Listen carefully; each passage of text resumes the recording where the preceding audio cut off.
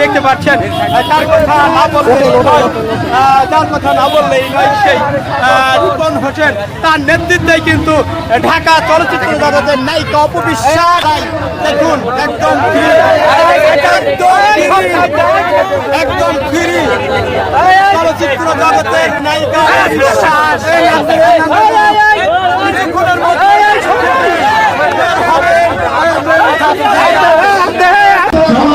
সবাই